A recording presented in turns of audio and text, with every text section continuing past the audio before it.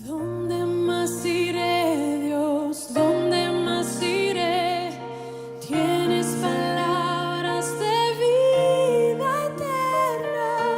¿Dónde más iré, Dios? ¿Dónde más iré? Tienes palabras de vida eterna. ¿Dónde más iré, Dios? ¿Dónde más iré? Tienes palabras de vida eterna. ¿Dónde más iré, Dios? ¿Dónde más iré?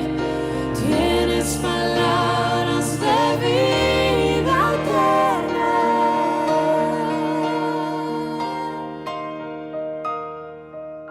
Sería Romanos, capítulo 6, versículo 15 al 23.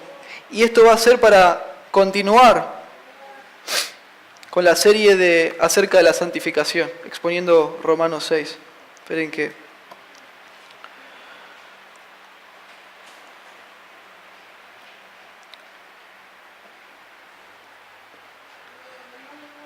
Leemos la palabra del Señor, en nombre del Padre, del Hijo y del Espíritu Santo. Dice así, versículo 15 en adelante. El 15, sí, ahí está. ¿Qué pues? ¿Pecaremos porque no estamos bajo la ley, sino bajo la gracia? En ninguna manera. ¿No sabéis que si os sometéis a alguien como esclavos para obedecerle, sois esclavos de aquel a quien obedecéis? Sea del pecado para muerte o sea de la obediencia para justicia. Pero gracias a Dios que aunque erais esclavo del pecado, habéis obedecido de corazón aquella forma de doctrina a la cual fuisteis entregados. Y libertados del pecado, vinisteis a ser siervos de la justicia. Hablo como humano por vuestra humana debilidad, que así como para la iniquidad presentáis vuestros miembros para servir a la inmundicia y la iniquidad, así ahora para santificación presentad vuestros miembros para servir a la justicia. Porque cuando erais esclavo del pecado, erais libres acerca de la justicia. Pero ¿qué fruto teníais de aquellas cosas de las cuales ahora os avergonzáis? Porque el fin de ellas es muerte.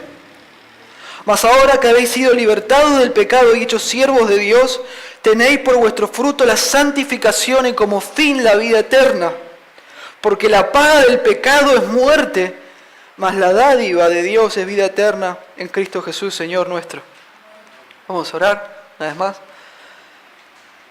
Señor, acudimos a vos en oración una vez más, reconociendo que no hay nada bueno en nosotros, que sin vos, Señor, somos una mentira. Te agradecemos, Señor, por la cruz de Jesucristo que nos dio la capacidad de poder estar hoy acá. Y reconocemos nuevamente, Señor, que aparte de vos somos un fracaso.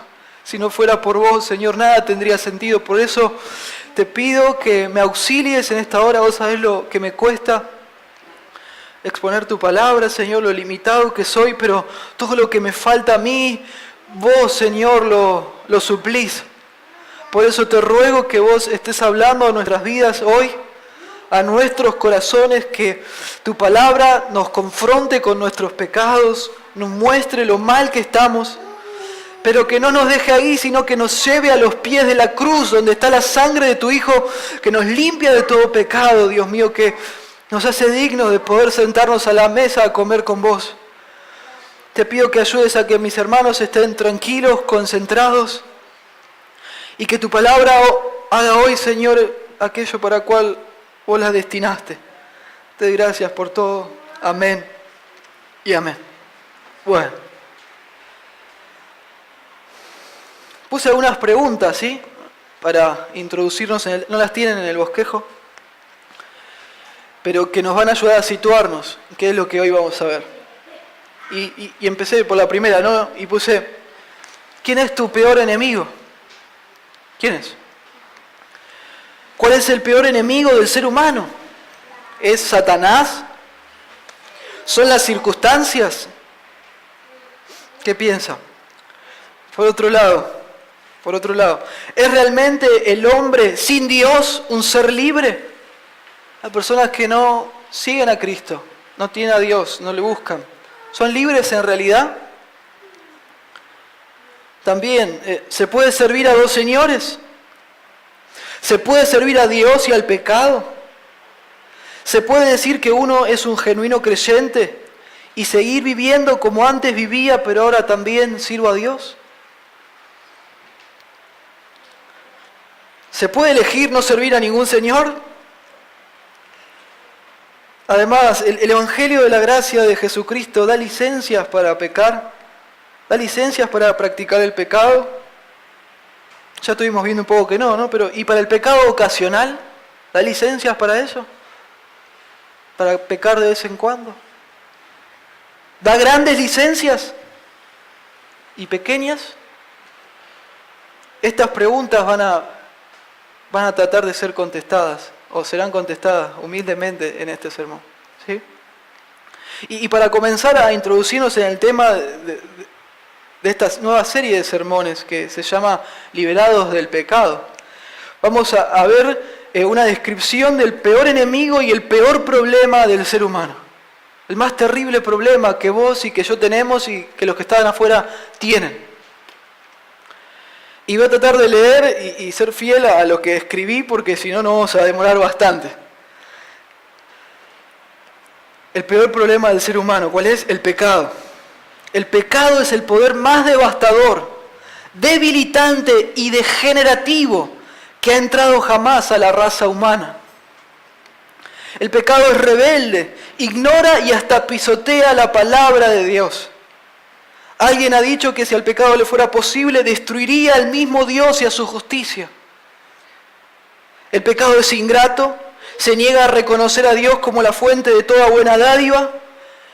El pecador se sacia de las generosas provisiones de Dios que están a su alrededor, pero no da crédito y mucho menos da gracias a Dios por esas cosas. El pecador toma las bendiciones de Dios y las utiliza para servirse a sí mismo y a Satanás. El pecado es incurable frente a los esfuerzos y la capacidad del hombre mismo. Aun si el hombre caído quisiera deshacerse del pecado, no podría hacerlo, así como a un etíope le resulta imposible mudar su piel y a un leopardo quitar sus manchas, como dice en Jeremías 13:23. El pecado es opresivo y llena de oscuridad a la humanidad como lo hace la noche. Domina la mente, los afectos y la voluntad. El pecado trae control satánico porque todo pecado contribuye a los fines del maligno. Todo pecador no salvado es un hijo espiritual del diablo.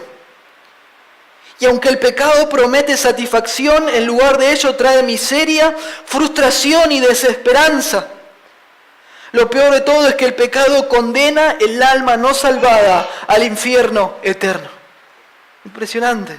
Apocalipsis 20:15 dice lo siguiente: y el que no se halló inscrito en el libro de la vida fue lanzado al lago de fuego.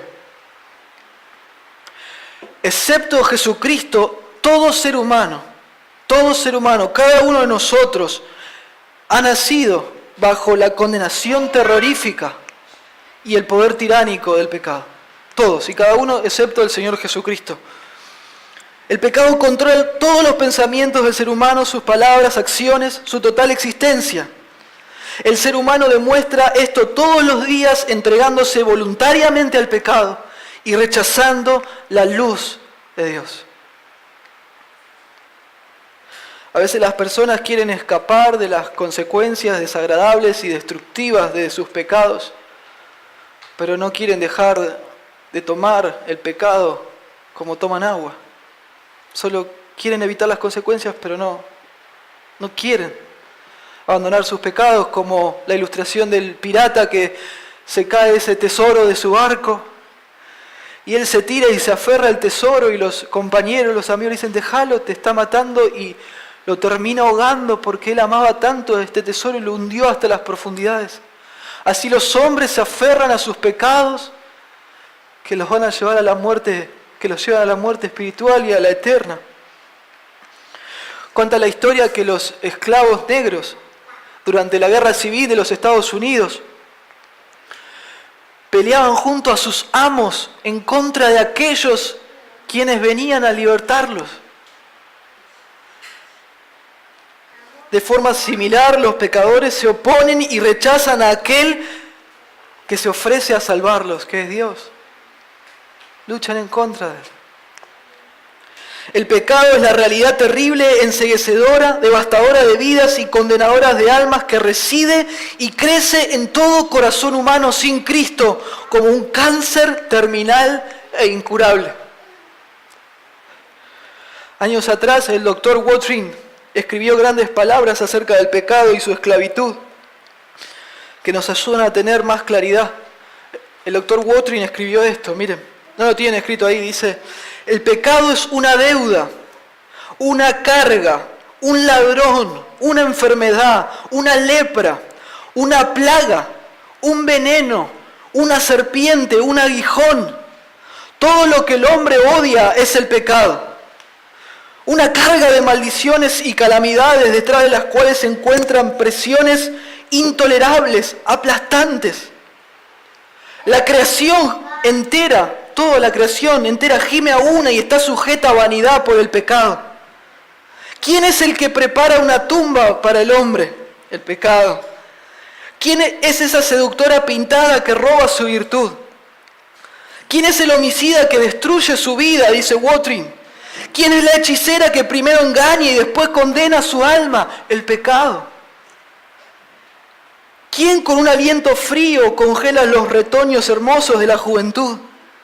¿Quién rompe el corazón de los padres? ¿Quién trae cabellos grises a los hombres de edad y los lleva a la tumba? El pecado.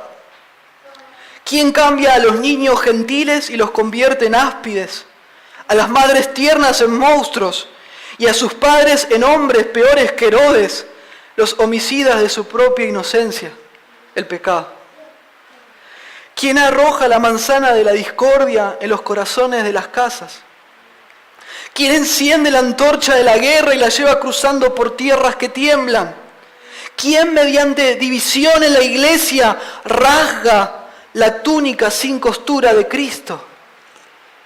El pecado. ¿Quién es esta Dalila que canta y hace que se duerma el nazareo y entrega la fortaleza de Dios en las manos de los incircuncisos? ¿Quién con una sonrisa en su rostro presenta adulaciones llenas de miel en su lengua, se pone de pie en la puerta para ofrecer los ritos sagrados de la hospitalidad y cuando la sospecha duerme, traspasa de manera traicionera nuestros templos con un clavo? El pecado.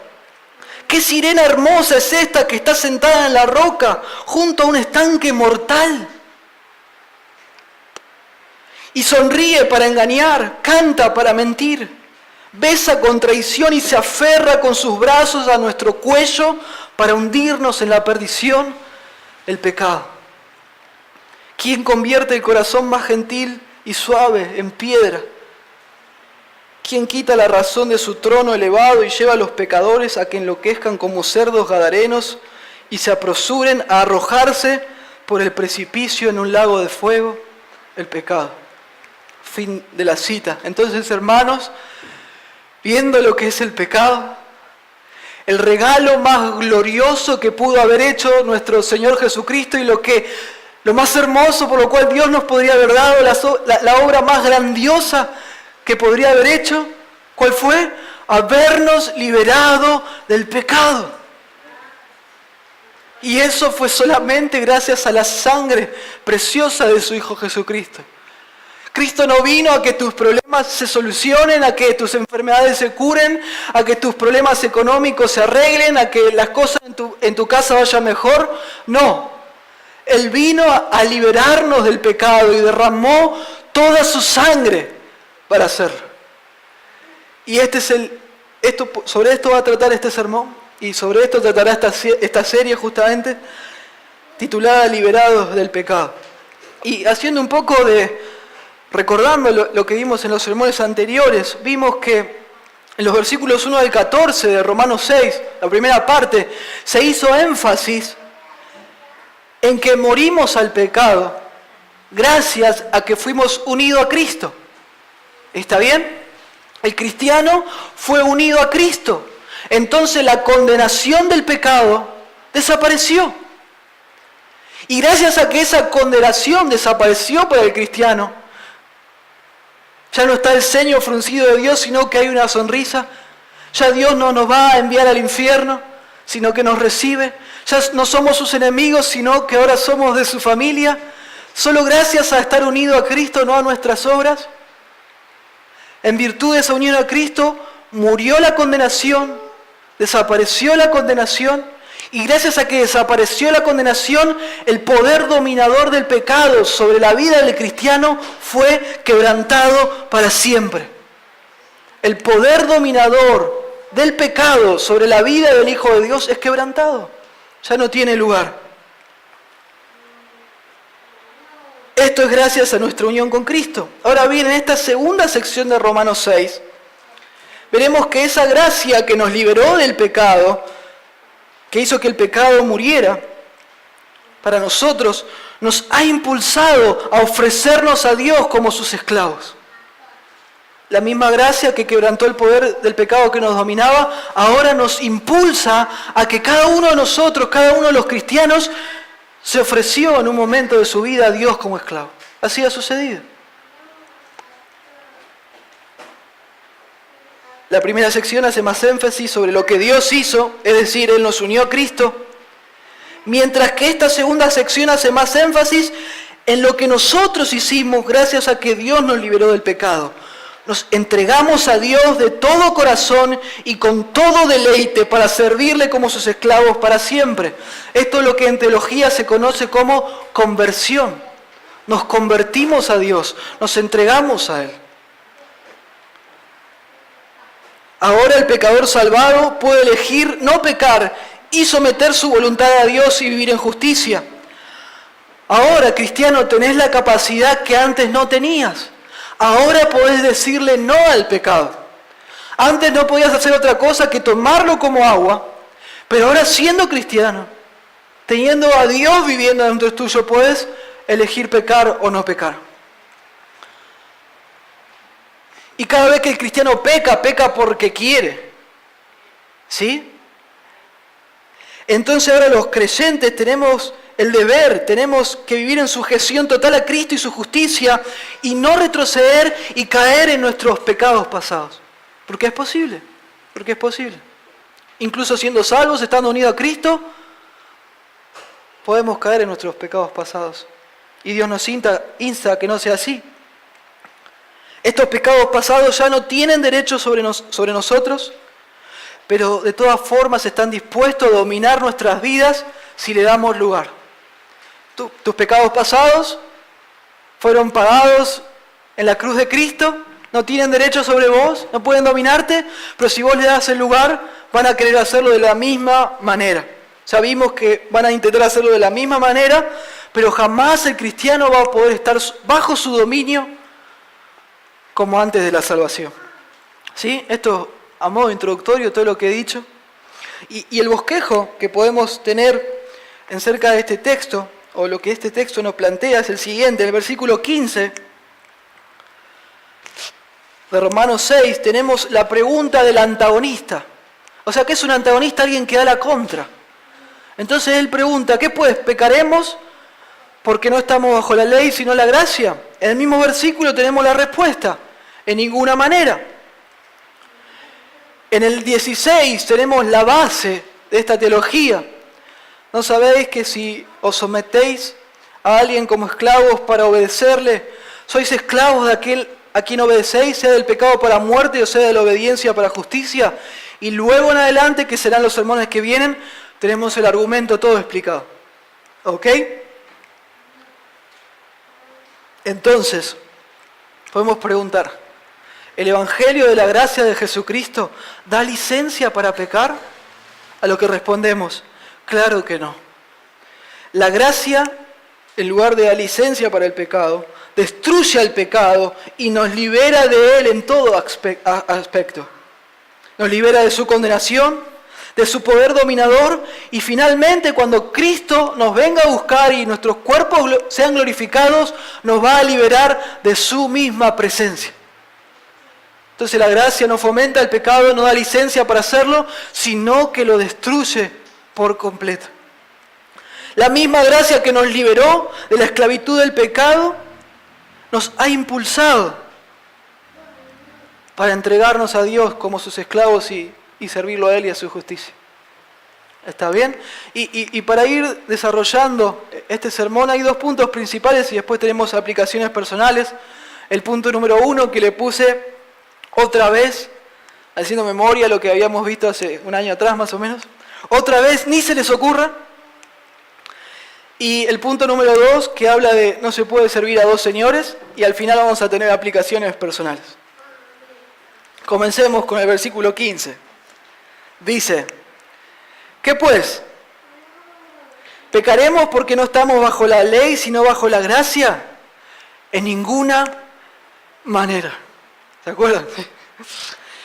Este tipo de pregunta vuelve a retomarse, pero ahora haciendo hincapié en la declaración y promesa del versículo 14, que declara Dios en el versículo 14 que nos promete que el pecado no nos iba a dominar como antes, no íbamos a estar bajo su dominio, no se iba a enseñorear de nosotros, porque ya no estamos bajo los castigos de la ley, ya no estamos bajo el sistema de la ley, sino que estamos bajo la gracia.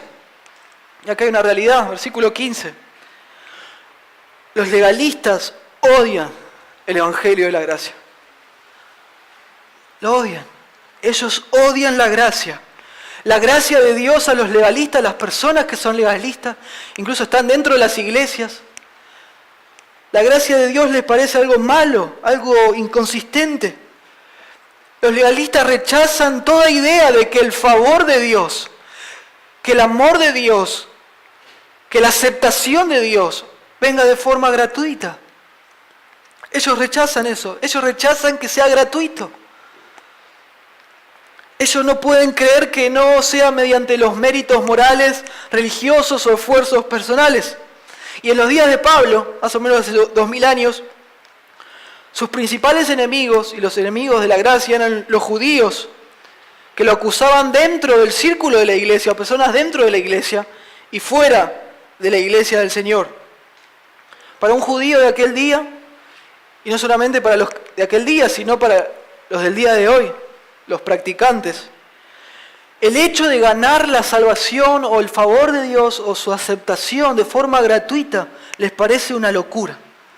Ellos tienen sus rituales, sus cultos, sus celebraciones, sus fiestas, ellos tienen su forma, su manera de vivir, comer, andar y demás, y mediante eso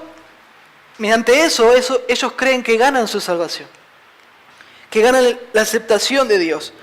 Creen que el ceño fruncido de Dios hacia el pecador puede ser cambiado, puede ser revertido mediante sus propios esfuerzos, mediante sus propias obras. Entonces ellos odian la gracia, ellos dicen no puede ser que sea gratis, no puede ser que lo más preciado que puede tener un hombre, que es la salvación y el paraíso, el favor de Dios, la comunión con Él, su aceptación, sea gratuito. Ellos odian eso. Y esto es legalismo. Querer ganar la aceptación de Dios mediante lo que yo pueda hacer. Y como hoy lo hacen los judíos, también lo hacen todos los grupos religiosos que nosotros conocemos. Todos los de hoy. Cuando evangelizamos a la gente le decimos, hay dos caminos nada más. ¿Cómo dos caminos? Hay muchas religiones. No, hay dos caminos. El que le estamos contando hasta acá nosotros, que somos pecadores, que no merecemos la salvación, que solo es gracias al sacrificio de Cristo, a la obra de Él. Si uno se humilla delante de Él, se arrepiente de sus pecados y cree en la cruz, eso alcanza y sobra para salvarnos. Ese es un camino. Y después tenemos otro. Porque todas las religiones, con sus distintas variantes, todas hablan de lo mismo. Tenés que hacer esto, esto o esto, y te vas a ir al cielo. Podrá venir otro y decir, no, esto y esto no, pero tenés que hacer esto, y te vas a ir al cielo y vas a tener el favor de Dios.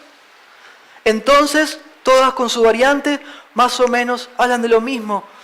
Ellas odian el evangelio de la gracia. No lo pueden entender, no lo pueden comprender y lo rechazan. Y es entonces, dentro de la iglesia, había una secta dentro de la iglesia. Eran una iglesia de miles de personas en aquel momento. ¿Cómo puede ser? Eran miles. Y había un grupito que se llamaban los judaizantes. Y ellos lo que hacían eran rechazar la gracia de Dios.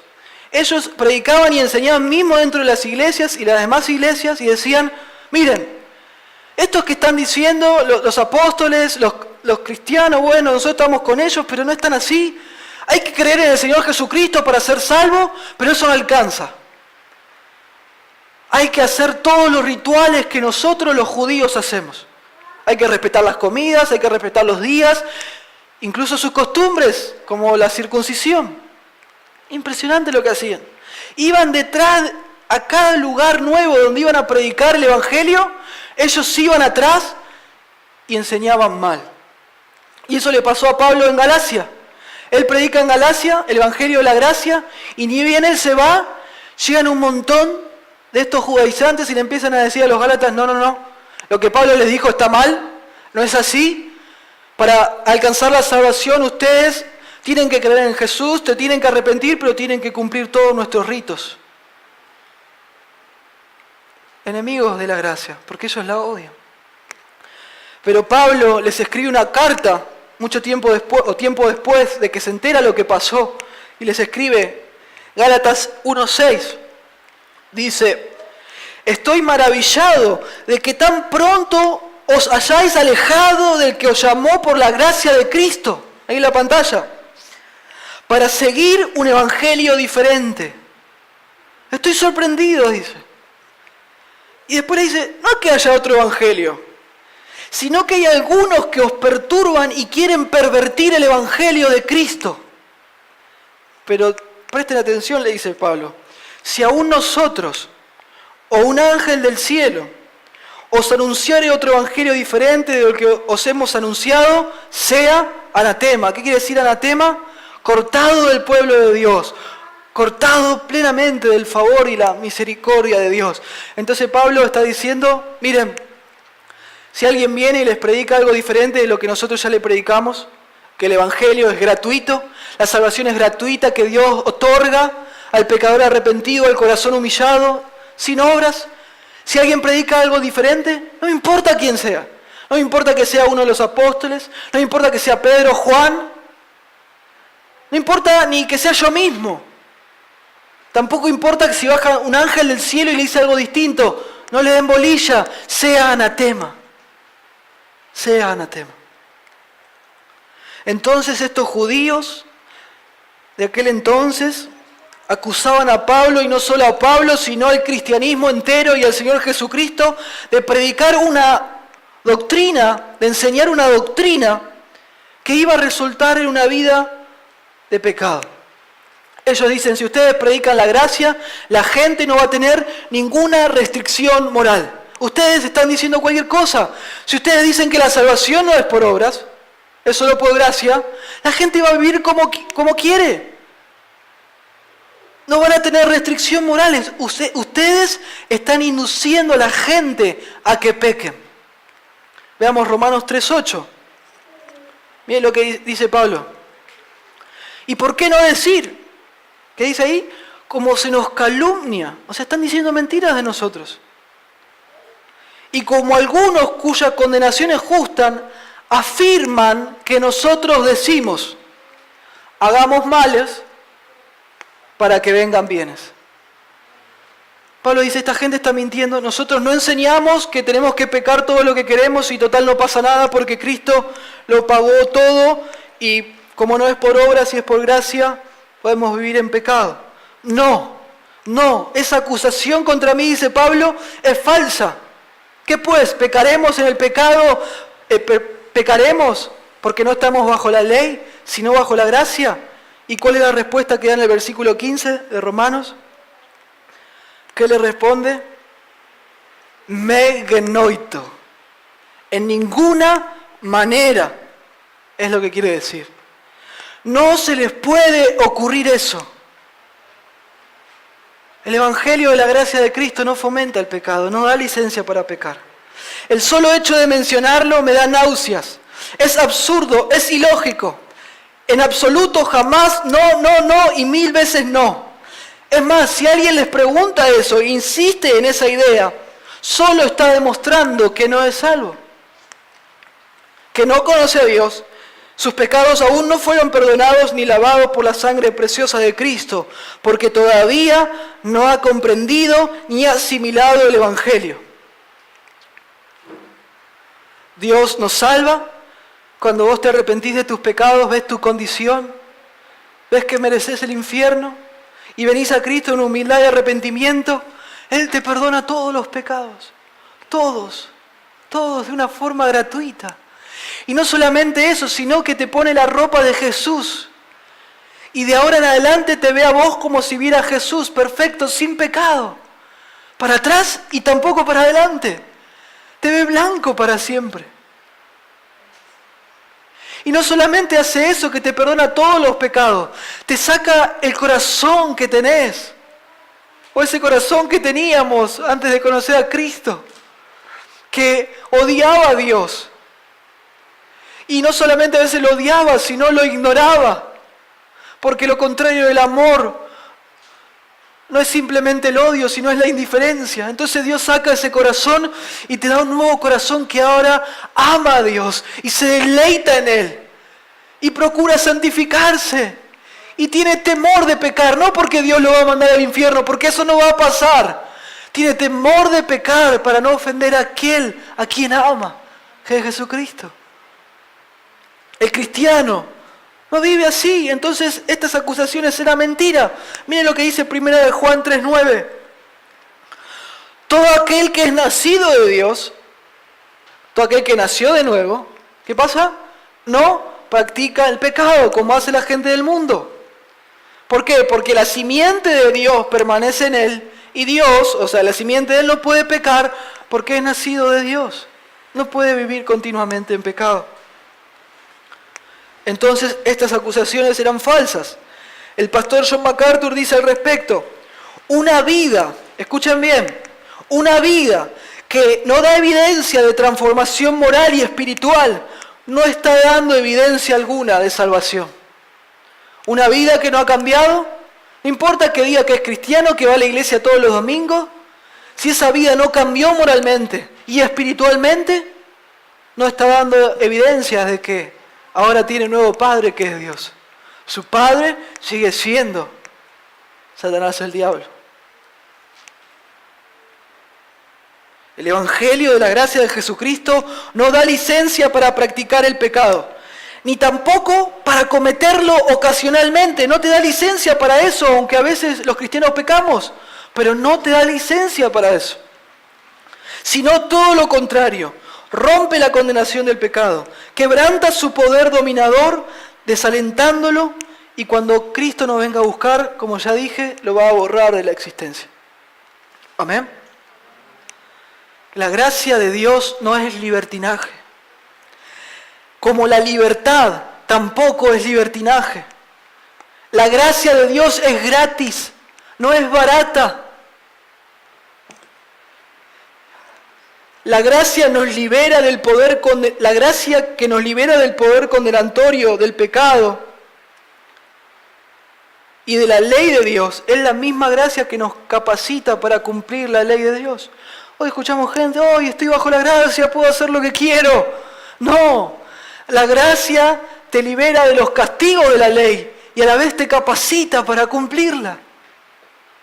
¿Entendés la diferencia? La gracia que justifica es una gracia que santifica. La gracia que perdona todos tus pecados para siempre es una gracia que te ha cambiado el corazón y que te santifica cada día. La gracia que perdona es una gracia que transforma.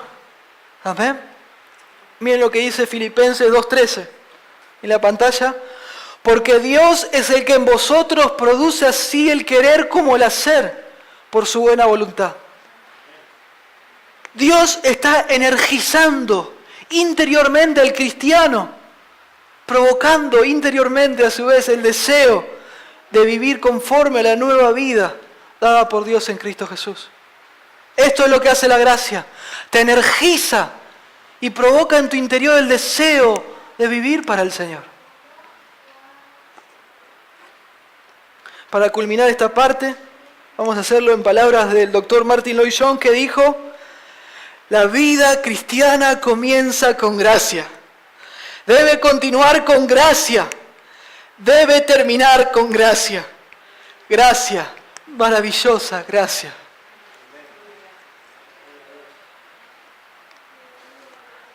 La gracia de Dios no nos da licencia para pecar.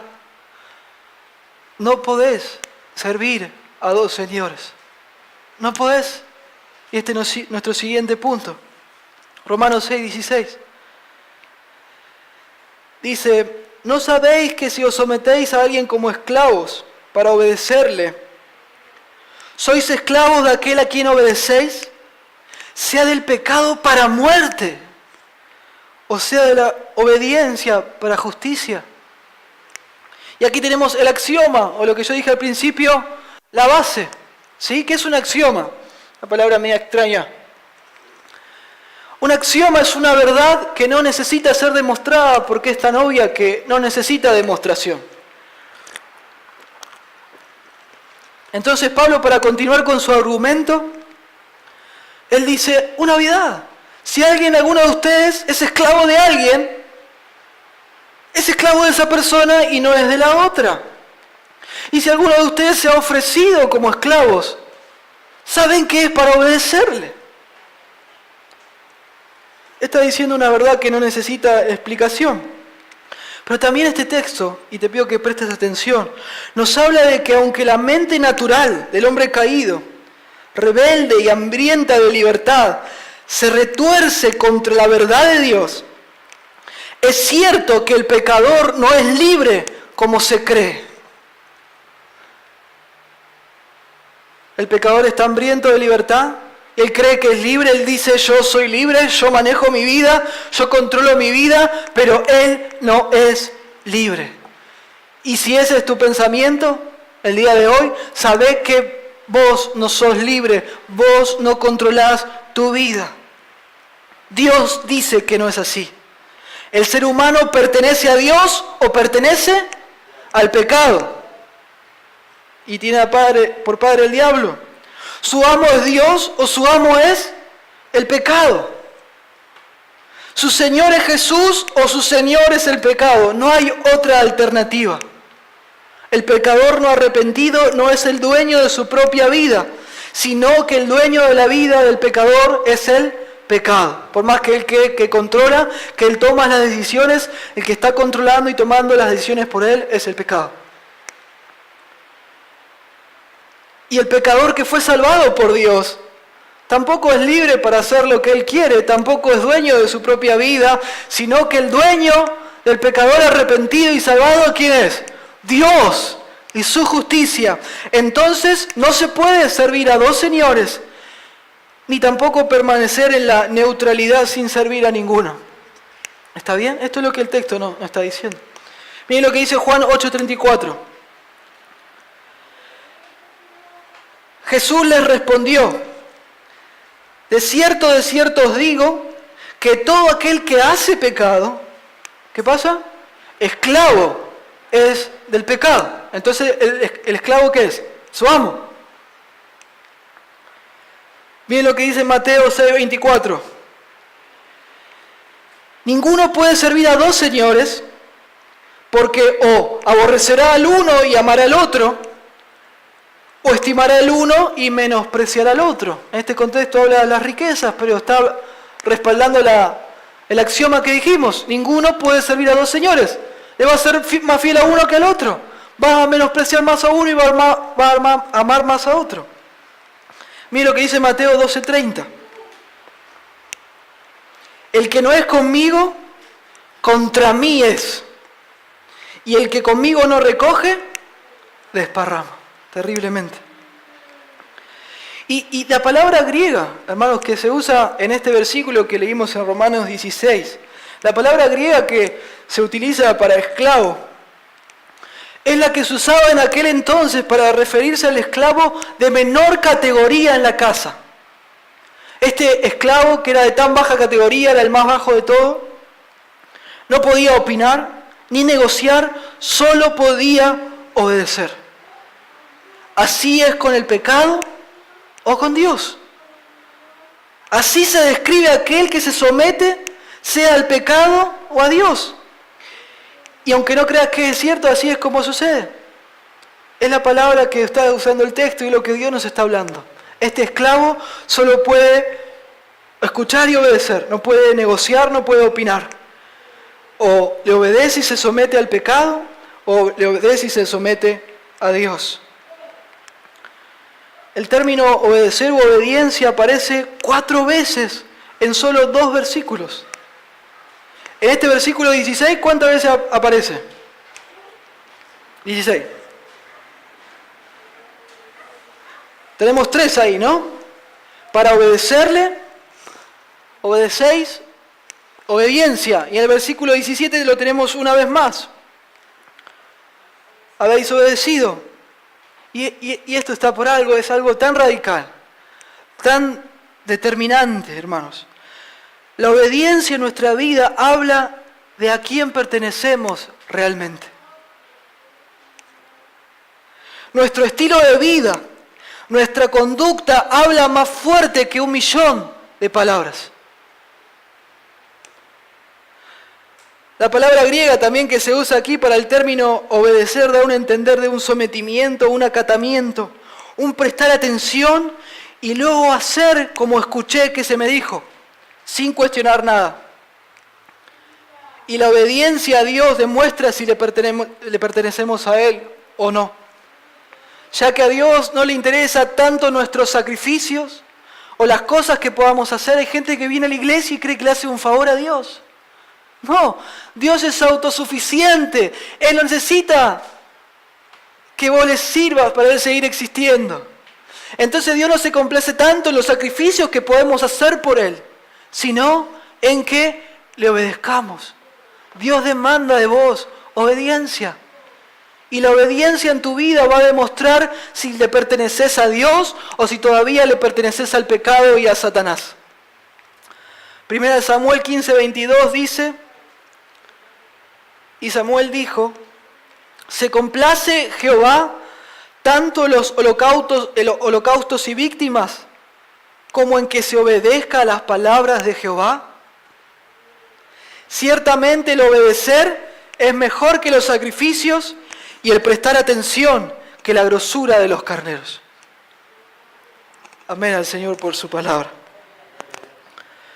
Por esto el estilo de vida del supuesto creyente revelará si lo que dice de sí mismo es cierto o es falso.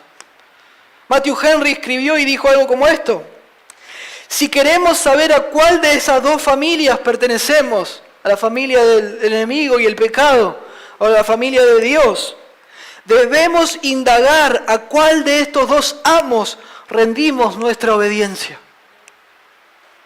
Si queremos saber si somos de Dios o no, tenemos que indagar nuestra vida, analizarnos, para saber a quién le rendimos nuestra obediencia. Miren lo que dice Mateo 7:21.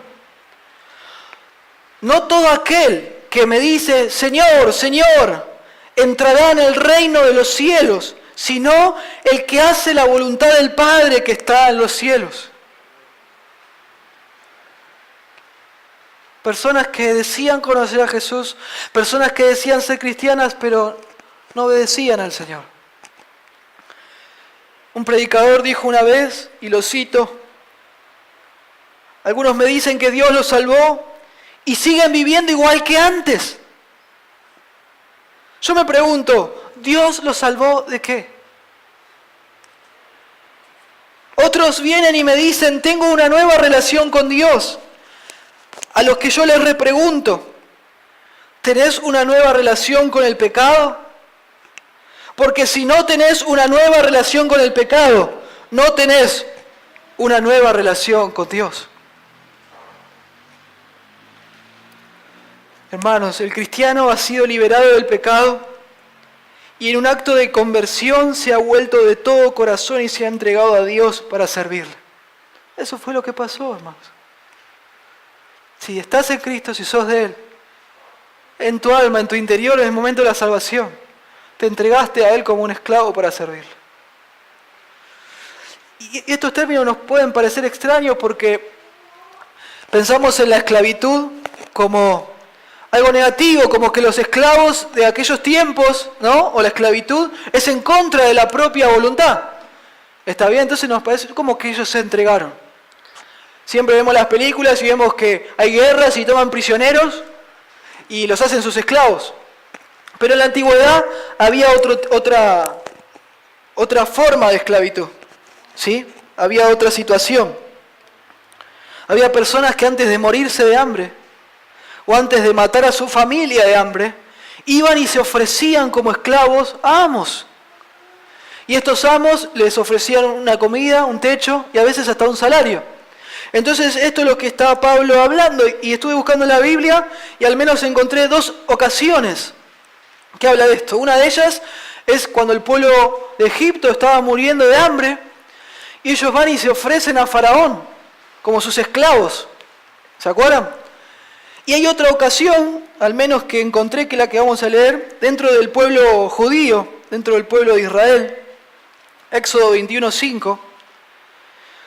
Y si el siervo, en este caso es esclavo, y si el esclavo o el siervo dijere, yo amo a mi señor, amo a mi mujer y a mis hijos, no voy a salir en libertad, no quiero. Entonces su amo le llevará ante los jueces y le hará estar junto a la puerta o al poste y su amo le hará una perforación en la oreja con lesna y será su siervo para siempre. Y esto es una ilustración en un sentido de lo que pasó con nosotros en el Señor. Nos liberó del pecado y nosotros dijimos, yo amo a mi Señor. Amo a mi nueva familia en la fe. Me he entregado a Él. Ya he hecho los cálculos. Abandonar todo por Cristo me sigue dando positivo. El cristiano se ha entregado de todo corazón a Dios para ser esclavo de Cristo y su justicia para siempre. Versículo 16 de Romanos, capítulo 6. Seguimos. Y en ninguna manera del versículo 15, el megenoito, tiene mucho que ver con esto que estamos aprendiendo, de la esclavitud, de la obediencia a Dios o al pecado. Y esta pregunta, ¿no? De, bueno, ¿podemos dar rienda libre al pecado porque total no estamos bajo la ley, sino bajo la gracia? Y Pablo está diciendo, ¿no sabéis que si se someten al esclavo para obedecerle, va a ser para muerte? Y tiene que ver con esto. El Evangelio en ninguna manera da licencia para practicar el pecado. Pero el Evangelio de ninguna manera tampoco da licencia para pecar ocasionalmente. En ninguna manera, hermanos, porque el pecado enceguece. Si sos un hijo de Dios y pensás que podés pecar ocasionalmente, total, ya está bajo la gracia y no bajo la ley. No, en ninguna manera, porque el pecado va a buscar someterte. Oh cristiano, va a buscar enceguecerte. El pecado atrae más pecado, engendra más y más pecado, nunca se sacia, jamás queda satisfecho. Por eso, ni se te ocurra darle licencias, aunque sean pequeñas y ocasionales al pecado. Total, la gracia de Dios lo cubre todo. No, en ninguna manera, no se te ocurra. Es absurdo, es ilógico. No se te venga a la mente.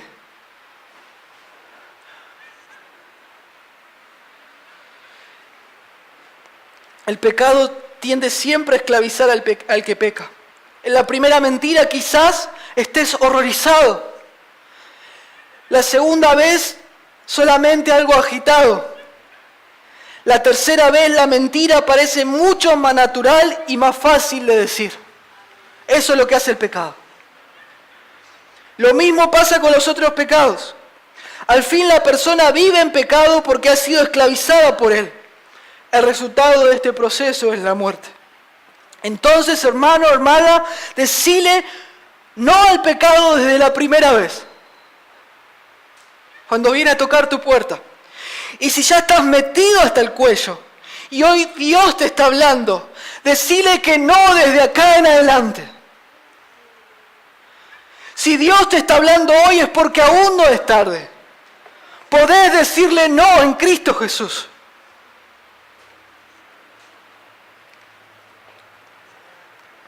Señor, ayúdanos. Samuel Pérez Millos dice sobre el cristiano: es suficiente la experiencia de la esclavitud del pecado en el tiempo pasado. Leo otra vez. Es suficiente la experiencia de la esclavitud del pecado en el tiempo pasado para que el creyente que vive en la gracia busque la experiencia de libertad alcanzada en Cristo, poniéndose enteramente a disposición de la obediencia a Dios para una vida en justicia que es la más grande experiencia de libertad. Algunos no se quieren someter a Dios porque dice Él va a cortar mis libertades. No, vas a ser realmente libre cuando seas su esclavo y te entregues a Él todos los días con fuego y pasión en tu alma. Ahí vas a experimentar la verdadera libertad. La libertad para la que fuiste creado y diseñado por Dios. Por favor, reaccioná. Reaccioná.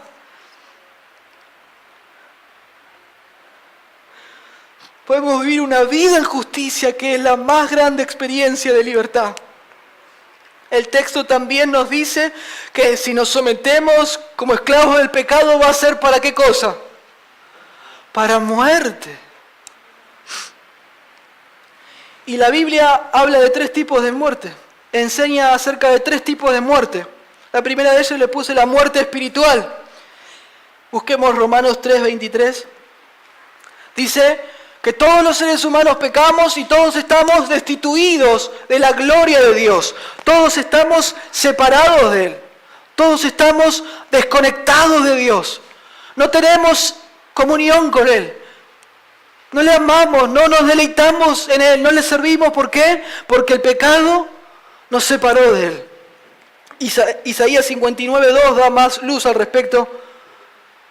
Dice: pero vuestras iniquidades, o sea, sus pecados, han hecho una división entre vosotros y vuestro Dios. Y vuestros pecados han hecho ocultar el rostro, han hecho ocultar de vosotros su rostro para no oír. ¿Sí? Esta es la muerte espiritual. El pecador que todavía no fue salvado por Cristo está separado de Dios. Le habla, Dios no le puede escuchar. No tiene sensibilidad espiritual. Dios ha apartado su rostro de él. Hay una división. Este pecador está destituido de su gloria. ¿Está bien? Y solo la cruz pudo resolver esta situación. Solo la sangre de Jesucristo. Después hay otro tipo de muerte que enseña la Biblia, que se llama muerte eterna o muerte segunda. Apocalipsis 21:8 dice: pero los cobardes y incrédulos, los abominables, los homicidas, los fornicarios y hechiceros, los idólatras y todos los mentirosos tendrán su parte en el lago que arde con fuego y azufre, que es la muerte segunda. Entonces es el infierno. Esta es una desconexión eterna para siempre de Dios, donde los pecadores van a este infierno donde no está Satanás con los cuernitos rojos, como se enseña en Hollywood, sino que en el infierno van a parar todos aquellos que murieron en sus pecados y no pudieron resolverlo. Satanás no está ahí.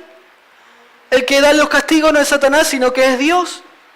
Y lo hace justamente porque pecaste contra un Dios grande, infinito, y ofendiste su dignidad. Y ahí van a parar eternamente aquellos que no pudieron resolverlo en Cristo, a pagar justamente para siempre. Es la desconexión eterna de Dios. Jesús en los evangelios los describe como que ahí va a ser el lloro y el crujir de dientes. Esto habla de un remordimiento eterno, de esa gente que va a estar: ¡qué necio fui! ¡Qué incrédulo! ¡Qué orgullo que tuve! Estoy padeciendo este infierno terrible, sufriendo, lejos de Dios, padeciendo en mi alma. La Biblia describe que esta gente va a querer morir y no va a poder. y va a lamentarse por la eternidad. Entonces tenemos la muerte espiritual, que es la desconexión de Dios, la muerte eterna, que es la desconexión para siempre de Dios, y tenemos también, la Biblia habla de la muerte física. Leemos en Juan 11, 32 al 35. El contexto es que hay un amigo de Jesús que se muere físicamente. Él se muere. Y hay un velorio, todos llorando, terrible. Y dice, la hermana de Lázaro, que el que había muerto, se llama María. María, cuando llegó a donde estaba Jesús, al verle, se postró a sus pies diciéndole: Señor, si hubieses estado aquí, no habría muerto mi hermano. Vos lo hubieras sanado y él no se habría muerto. Jesús entonces, al verla llorando, y a los judíos que la acompañaban también llorando, se estremeció en espíritu y se conmovió. Y dijo: ¿dónde le pusisteis? Le dijeron: Señor, ven y ve. Y el versículo más cortito de la Biblia es: Jesús lloró. La muerte, la desgarradora muerte que hizo al Dios hombre llorar. Esta experiencia tan terrible que nos arranca de nuestros brazos a aquellos a quien amamos o admiramos. La muerte física. Y esta muerte física es una de las evidencias y castigos más notorios de nuestra caída, que Dios nos dio como juicio. Cuando el hombre pecó, Dios dio como juicio a la humanidad que ¿qué iba a pasar? Ellos ahora iban a morir por causa del pecado, como castigo, como juicio de Dios. Y hermanos, si bien la muerte, y esto présteme atención, no se distraigan, si la muerte es el juicio de Dios, también es un acto, hermanos, de la misericordia de Dios. Hermanos, cada coche fúnebre, cada velorio, cada persona que fallece, cada famoso que muere, cada amigo y cada familiar, son señales gigantes puestas por Dios que representan gritos de misericordia de su parte, diciéndonos a los seres humanos: hay una muerte porque están caídos, arrepiéntanse, necesitan un Salvador, no sigan en sus pecados, vengan a mí. Es un acto de la misericordia de Dios para nosotros. Cada vez que ves que alguien fallece, es Dios llamándote a que vengas hacia Él, a que dejes de vivir para vos, para tus pecados, y que puedas vivir para Dios. Entonces, el que sigue esclavo al pecado es para muerte. La muerte física, si el Señor no viene antes, no podremos esquivarla. Pero si estamos en Cristo, ya no tenemos la muerte espiritual colgando sobre nosotros, y la muerte eterna ya no nos está esperando. ¿Qué estás esperando para venir a Cristo? ¿Qué estás esperando para obedecerle y para seguir su justicia? Y tenemos en contrapartida que si en lugar de seguir en el pecado, obedecemos a Dios y su justicia, esto engendrará en nosotros más justicia y más justicia. Mayor gozo, mayor paz, mayor deleite en Dios. Y esto no puede hacer otra cosa sino que mejorar. Miren lo que dice Proverbios 4:18. Mas la senda de los justos es como la luz de la aurora, que va en aumento hasta que el día es perfecto. Salmos 97:11 dice: luz está sembrada para el justo y alegría. Esta alegría significa deleite supremo en Dios. Y alegría para los rectos de corazón. Gloria a Dios. Esto está para vos. Procura la justicia, procura la santidad. Sometete a Dios. Sometete a Él. Eso no puede hacer otra cosa que mejorar. Que Dios pueda rescatarnos de nuestra locura. Terminemos leyendo y viendo cuál es el fin para aquellos que siguen la justicia y para aquellos que siguen el pecado. Mateo 25, 31, y son versículos salteados. Mateo 25, 31, genial, 31 dice: cuando el Hijo del Hombre venga en su gloria, cuando Jesucristo venga en su gloria, y todos los ángeles con Él, imaginen esa escena, entonces se sentará en su trono de gloria y serán reunidos delante de Él todas las naciones, argentinos, chinos, paraguayos, alemanes, norteamericanos, todas las naciones delante de Él, ricos, famosos, pobres, desconocidos, Pelé, Maradona, Sergio, Susi, todos delante de Él. Y apartará a los unos de los otros como aparta el pastor las ovejas de los cabritos. Y pondrá las ovejas a su derecha y los cabritos a su izquierda. Entonces el rey dirá a los de su derecha: venid, benditos de mi Padre, heredad el reino preparado para vosotros desde la fundación del mundo. Un lugar donde el gozo va a ser nuevo cada día, donde va a explotar mañana a mañana, tarde a tarde, noche a noche.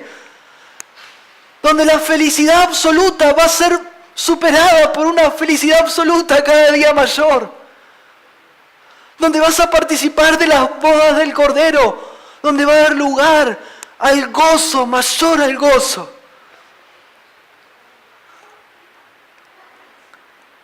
Versículo 41.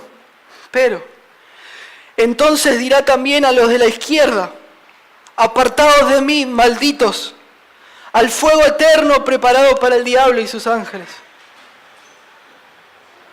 Dios no quiere que vayas ahí. Dios no quiere que el impío perezca. ¿Para quién fue preparado eso? Para el diablo y sus ángeles. Él no se deleita en la muerte del impío. Vení a Él, vení a Él. No le des rienda suelta a tu vida de pecado, sino vení, rendila a Cristo. Versículo 46 dice: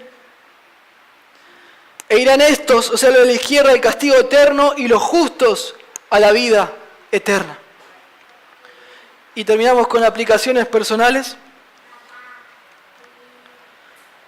¿Crees que podés contribuir en algo a tu salvación? ¿Crees que mereces el favor de Dios y su sonrisa y el cielo? ¿O crees que es solamente por el amor de Dios que le ofreces sin nada a cambio? ¿Qué es lo que crees? La segunda: ¿a quién estás obedeciendo o sirviendo regularmente? ¿Al pecado para muerte o a Dios para vida? Cualquiera que sea tu respuesta, ¿estás satisfecho o satisfecha con tu servicio? ¿Estás satisfecho con tu servicio al pecado o no? ¿Estás satisfecho con tu servicio a Dios o no y podría mejorar? Y la última: ¿le das licencias al pecado, grandes y pequeñas?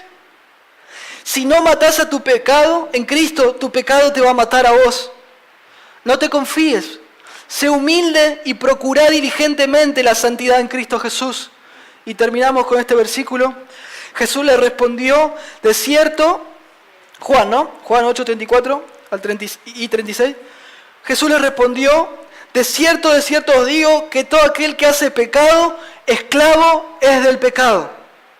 Pero así que si el Hijo os libertare, seréis verdaderamente libres. Amén. Vamos a orar.